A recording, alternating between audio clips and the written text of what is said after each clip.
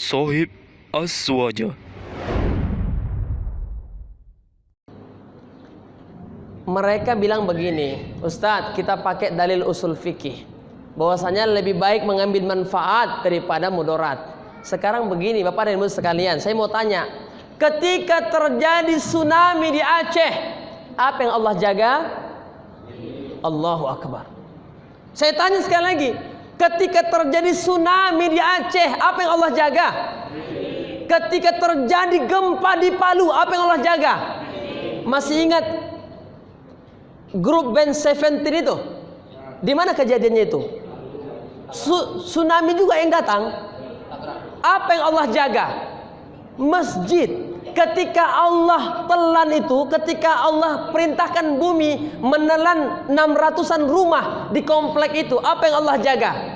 Allahu Akbar. Lalu sekarang hati-hati kita, seakan-akan kita fitnah ini rumah Allah, bahwasanya ini tempat virus. Allahu Akbar. Jadi kita mau fitnah ini rumah Allah, kita bilang ini virus di sini. La haula wala quwata illa billah. Emang ada tempat terbaik di muka bumi ini kecuali masjid? Allahu Akbar. Loh, lalu kita mau fitnah ini masjid? Allahu Akbar. Kalau begitu bagaimana kita? Nah, terus orang bilang begini, Ustadz, jangankan virus Ustadz, hujan lebat aja boleh kita nggak ke masjid. Akan gitu kata orang, Ustadz, jangankan virus, hujan lebat aja boleh kita nggak ke masjid. Betul, betul itu. Ternyata mereka lupa. Lihat ya hadisnya itu.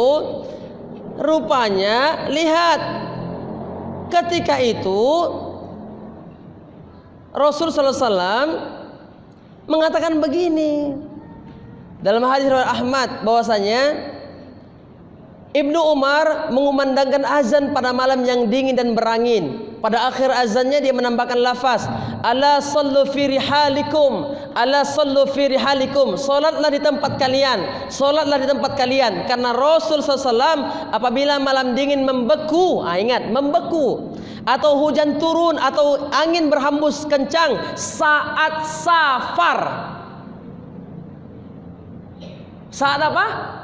Safar. Apa arti safar itu? Perjalanan. Saat safar, beliau memerintahkan muazin menambah lafaz ala sallu fi rihalikum.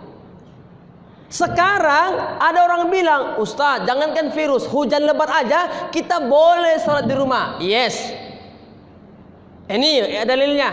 Tapi ternyata waktu safar. Sekarang begini, ada orang rumahnya di samping itu. Di samping itu rumahnya.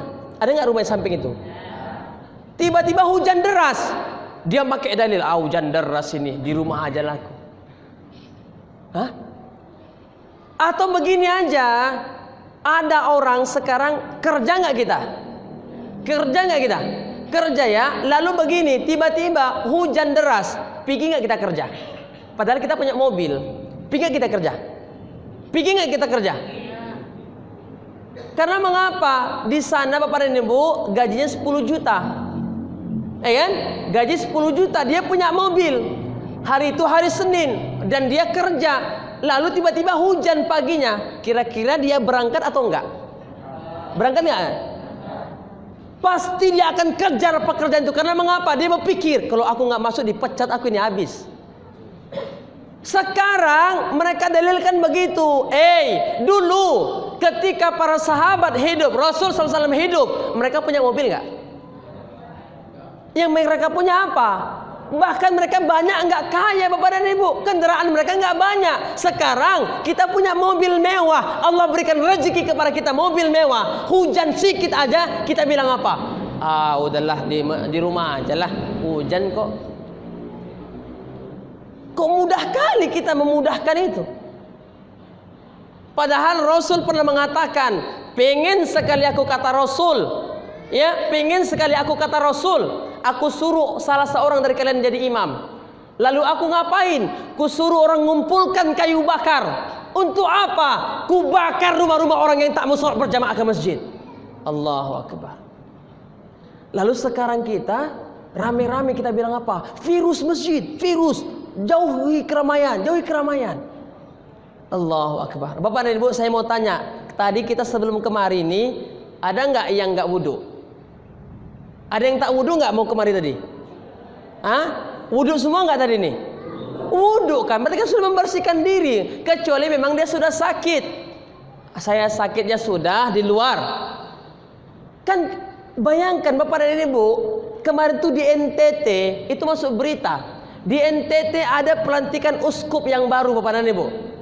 Ya, saya ulangi.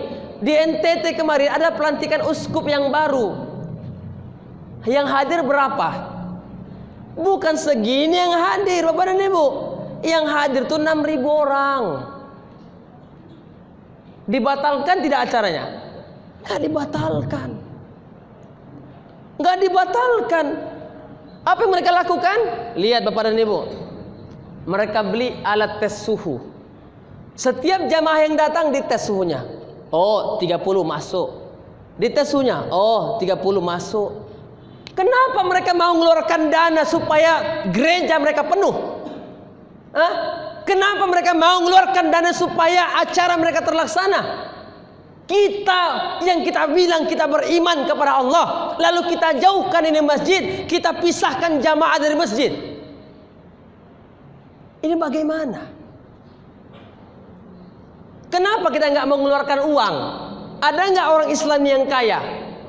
Ada nggak?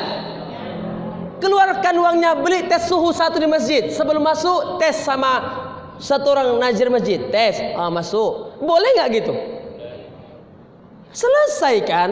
Nggak mesti kita usir orang dari masjid ini. Kalau mau gulung amal, gulunglah. Kalau nggak mau salaman, nggak usah.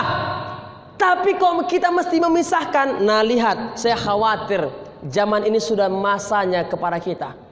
Apa masanya? Bapak dan Ibu sekalian, maka tadi abang ini bilang bahwasanya ini adalah musibah. Hati-hati kita ini bang. Betul nggak ini musibah sekarang? Hah? Ini musibah tuh apa kira-kira nih? Hah? Hati-hati kita. Bapak dan Ibu, terus mereka bilang lagi begini. Dulu kan sudah pernah ada penyakit. Betul, penyakit taun namanya. Penyakit apa? Dan penyakit taun ini yang merenggut, ya, penyakit sama seorang yang paling dicintai Rasulullah sallallahu alaihi wasallam. Siapa namanya? Abu Ubaidah. Abu Ubaidah ini kalau ada sekretaris dalam agama Islam, maka dia adalah sekretarisnya. Itulah karena kejujurannya. Tapi lihat, dia wafat ini kena taun ini. Penyakit mewabah waktu itu. Nah lihat, memang Umar bin Khattab mau berkunjung kepadanya, tapi datang sahabat. Ya Umar, di sana sedang terjadi wabah seperti ini. Ya sudah, makanya Umar bilang apa? Sebagian mengatakan begini, ya Umar, engkau mau berlari dari takdir Allah. Umar bilang begini, tunggu dulu, siapa yang bilang saya berlari dari takdir Allah? Bukankah sekarang saya bisa memilih?